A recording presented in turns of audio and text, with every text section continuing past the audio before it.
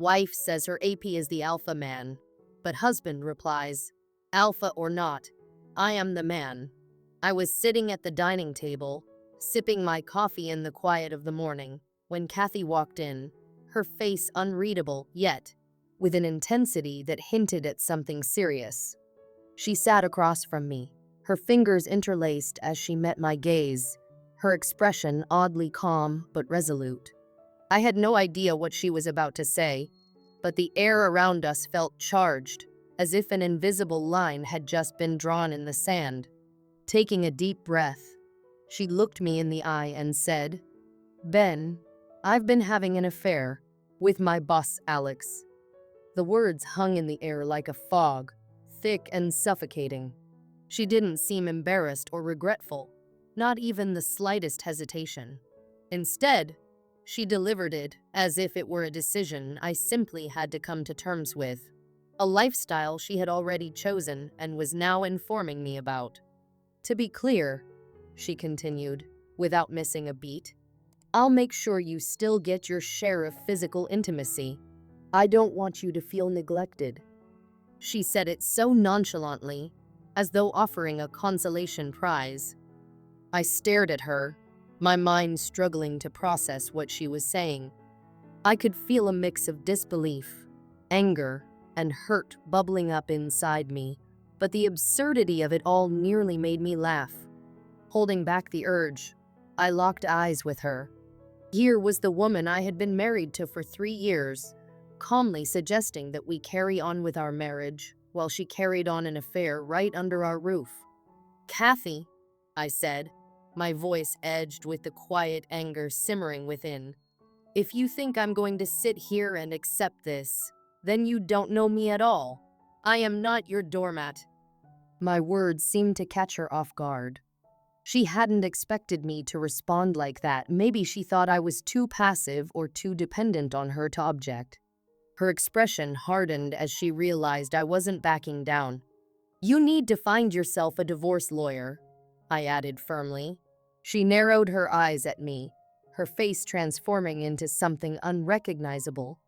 There was a flash of something menacing there, a sharpness I had never seen before.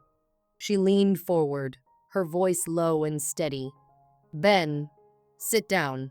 You don't get to just walk out on this conversation. I met her gaze, seeing a new coldness in her eyes, and her lips curved into a smirk that chilled me to my core. You think you can just leave and get a lawyer, and that'll be the end of it? She said. No, Ben, that's not how this is going to work. If you try to leave me, I will ruin you. Do you understand? Her words were calm, but laced with malice. I'll go to the police. Tell them you hit me, that you threatened me. They'll believe me, Ben. Who do you think they'll trust? A well-respected attorney, or some accountant nobody has ever heard of? She tilted her head, her eyes assessing me, as if daring me to challenge her. You think you'll just move on, but I'll make sure you have nothing left. I'll make sure you're begging to come back. I felt like I was staring at a stranger, someone who no longer cared about the damage she could inflict, as long as it served her purpose. The woman I had shared my life with had transformed into someone who would happily destroy everything I held dear, just to get her way. Here's how this is going to go, she continued, her voice like ice. You'll stay, you'll play along, and you'll keep your mouth shut, or I will take everything from you and burn it to the ground. Your choice, Ben. The audacity of her demand stunned me, but I forced myself to stay calm. I leaned back and looked her in the eye, unwavering. Kathy, I said, keeping my voice steady, have you ever heard of Newton's laws of physics? For every action, there is an equal and opposite reaction. You might want to rethink your approach. Walk away now while I still allow you to walk away. But if you continue down this path, be ready for consequences. She glared at me, but my calm response seemed to rattle her a little. Yet she said nothing, merely stood up, looking both frustrated and oddly pleased. It was clear this marriage was over. It wasn't even a marriage anymore.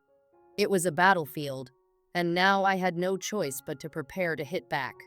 The next evening, I was sitting alone in the living room, a glass of Jack Daniels in hand, trying to brace myself for what I knew was coming.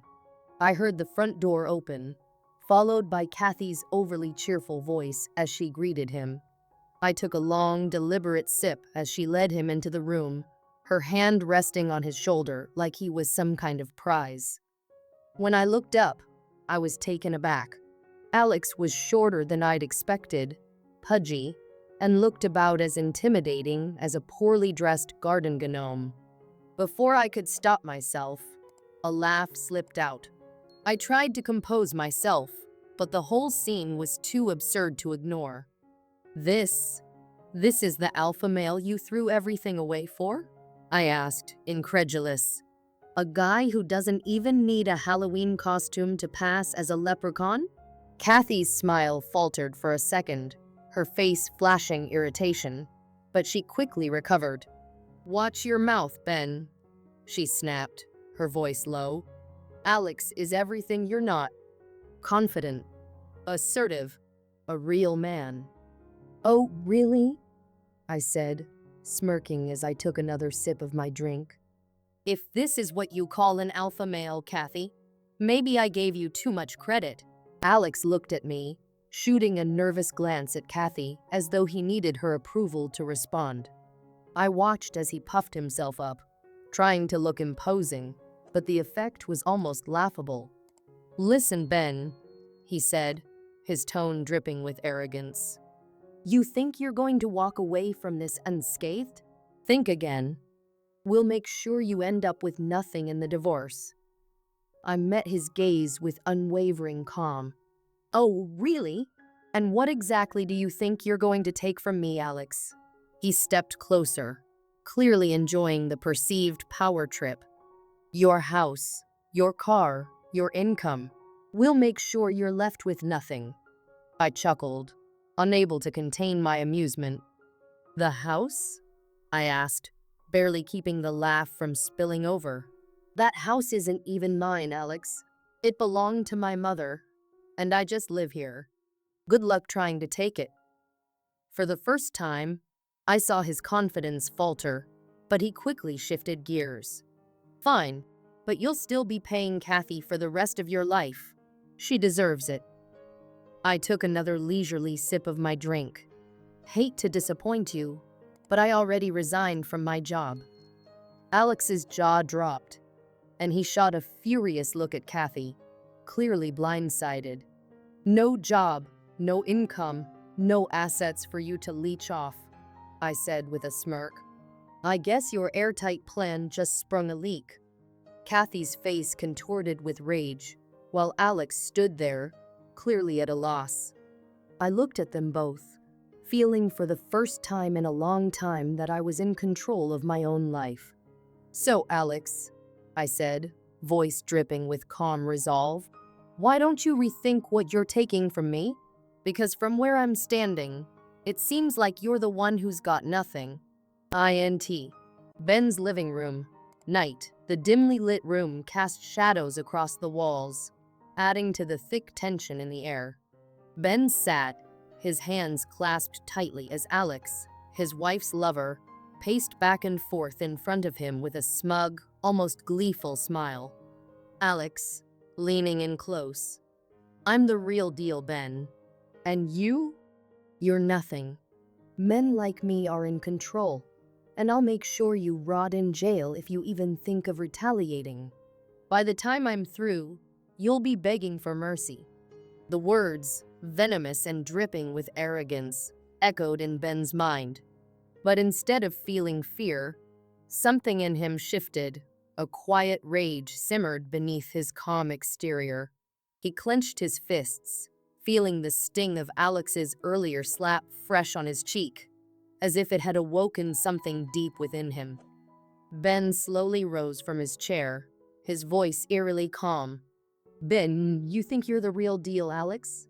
Alex's smug grin faltered for a fraction of a second, but he masked it quickly with a sneer. Before Alex could respond, Ben's fist connected with his jaw, sending him staggering back. The shock in Alex's eyes was momentary before Ben advanced, unleashing every ounce of pent-up anger he'd held back over the months. His fists flew, each punch delivering the words he'd buried for far too long. Ben, real men don't tear apart other people's lives. They don't walk into another man's home and act like they own it.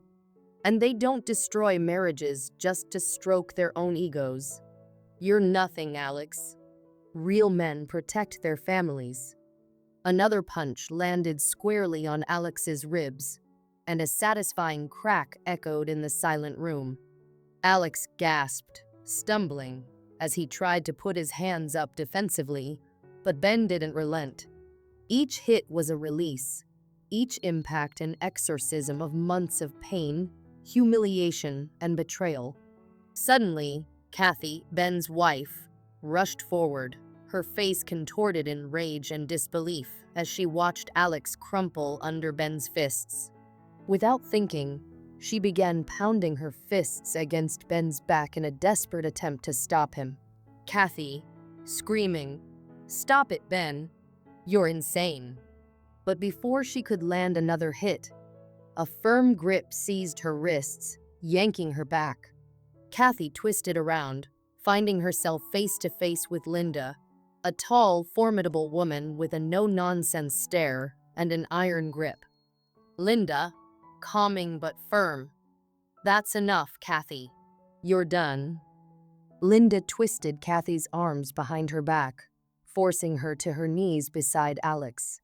Kathy gasped, too stunned to fight back as Linda's strength easily overpowered her.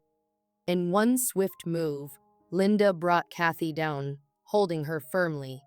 With a ruthless precision, Linda began delivering a series of blows to Kathy's chest and stomach, each strike heavy with unyielding force. Kathy struggled, trying to shield herself, but it was useless. Linda's movements were swift, controlled, and relentless, a product of years of training. Linda, shouting with each hit, "This is what happens when you mess with the wrong people." Ben watched, chest heaving, catching his breath as Linda neutralized the threat Kathy posed. He couldn't bring himself to strike his wife, but Linda had no such hesitation. Once Linda was done, she stood back, letting Kathy fall to the floor, gasping for air. Linda glanced over at Ben, giving him a slight nod. Linda, smiling grimly, "I don't think she'll be causing any more trouble." Just then, the sound of sirens filled the air, and flashing red and blue lights illuminated the room. Police and medics rushed inside, assessing the scene. Ben took a step back, steadying himself, watching as they took control. INT. Hospital room. Night. Alex lay motionless in the hospital bed, his bruised and battered body a testament to the violence he'd endured. His face was swollen, but his eyes still held defiance as they met the police officer standing over him, a man in his 40s with an air of hardened authority. "Alex, weak but resolute. I want to press charges against Ben. He attacked me, and I won't let this go." The officer, flipping through his notes, paused and looked Alex over, as though sizing him up. He closed the notebook with a deliberate snap. "Officer, are you sure about that?" "Alex, of course I'm sure. I want him behind bars." The officer leaned in closer, his voice lowering to a menacing whisper. "Officer, you know who you're dealing with, right?" Alex's defiance faltered, and he frowned, confusion creeping into his expression. "Alex, what do you mean?" "Officer, Ben's no ordinary guy. He's a former biker, connected to a dangerous gang. If you pursue this, it won't just be him you're facing, it'll be all of them." The officer's words hit like a cold wave, draining the strength from Alex's resolve. The fear from his beating now amplified into sheer terror. Alex, stammering, "No, I won't press charges." Forget I said anything. The officer nodded, his expression unreadable. Officer, smart choice. My advice? Stay away from Ben and anyone connected to him. This is your one warning. As the officer left, Alex lay still, fear settling deep in his bones. Hospital hallway.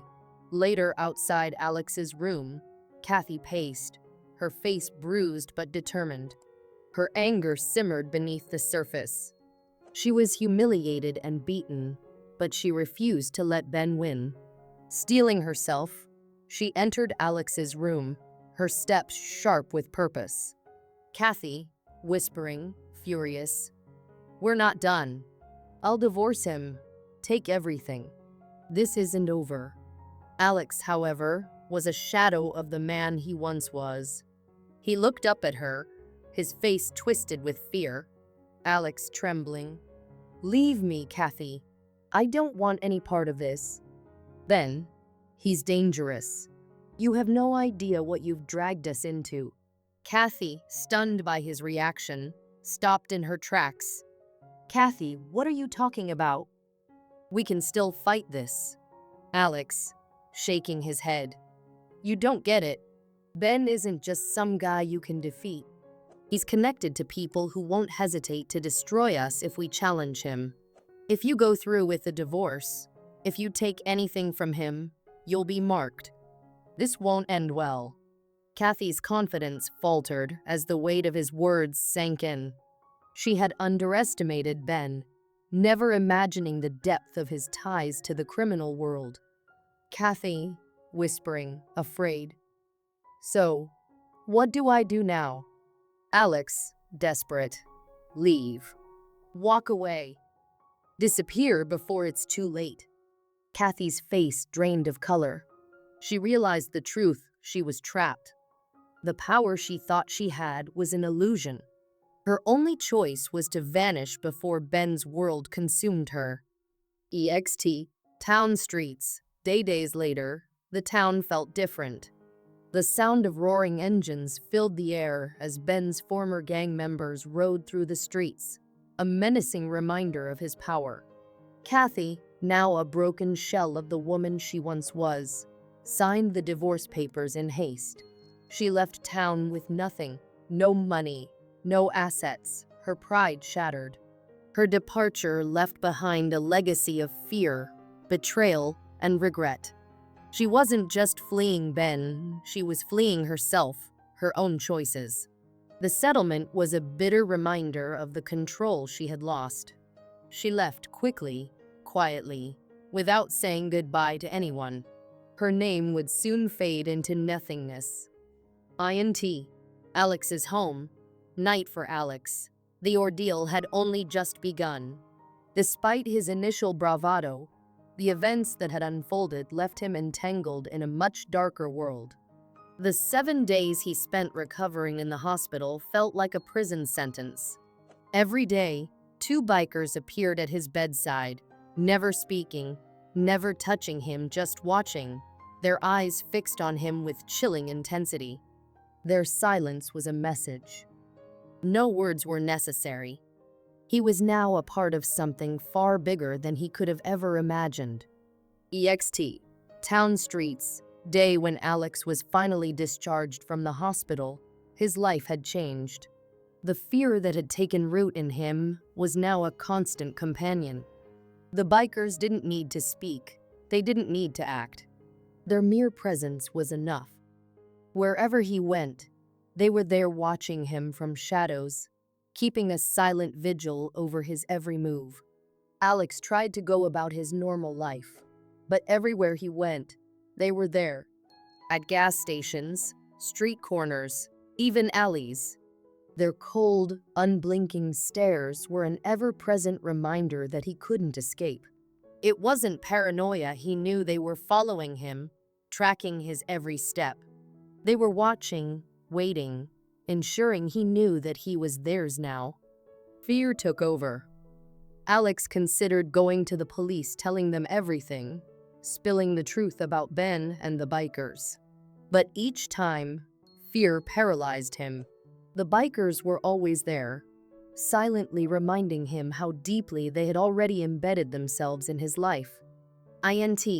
Alex's car day. The drive home was a nightmare. A convoy of 70 bikes surrounded his car, the engines roaring in unison, a constant, oppressive presence that stretched for miles. It was a clear message. Alex was trapped. There was no escape, no refuge. The bikers were watching, making sure he understood that he was part of their world now. As Alex pulled into his driveway, the feeling of dread deepened. The town that had once felt like home was now a prison, and he was its prisoner. Alex's house night. The days that followed were filled with paranoia. Every movement felt scrutinized. Every step was a calculated risk. The bikers were always there, silent but ever present. They never threatened him directly, but their presence was enough to leave him on edge. There was no escape, no refuge. He was part of their world now, and the more he tried to break free, the more he realized he had already been consumed. One day, as Alex was walking toward the local police station, something stopped him dead in his tracks. Across the street, he saw the familiar figure of the town's police chief. What stopped him, however, wasn't just the sight of the chief, it was the jacket he was wearing. The leather biker jacket, the same one the bikers wore. The unmistakable patch that identified them.